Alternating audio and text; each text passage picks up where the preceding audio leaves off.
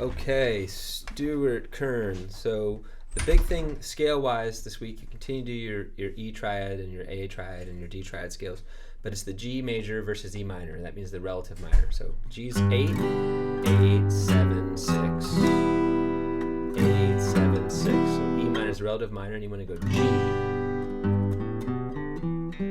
G, G.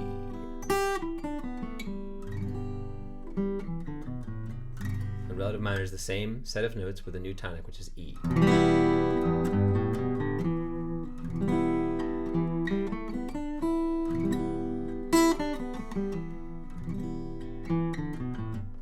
Turn one thing off real quick.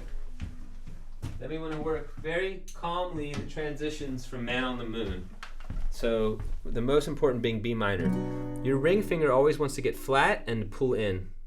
You need to reverse both of those trends. Push it out to the edge of the fret and curve the crap out of that last knuckle. So you need a lot of transition time just doing this.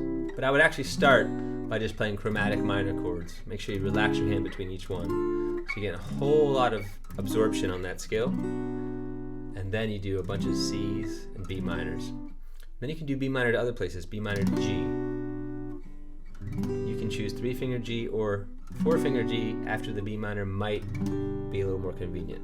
Then you need B minor to A minor. So rather than just always playing B minor to C, play in conjunction with all of its other transitions. And the other one is G, C, D.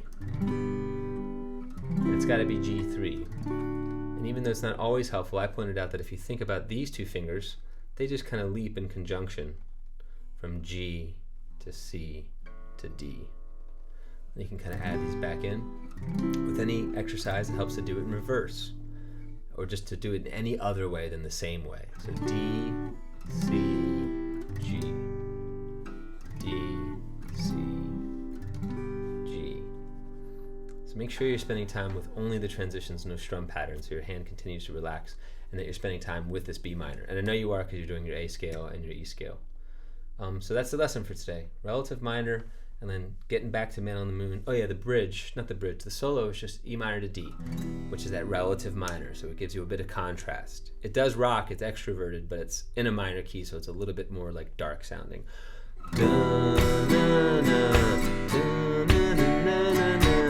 Might want to use 1 and 2 on the E minor, because it transitions nicely to the D. And the last D gets held. Oh, I wanted to write this in your transition book. This is the new transition that's important. Going from D to C over G.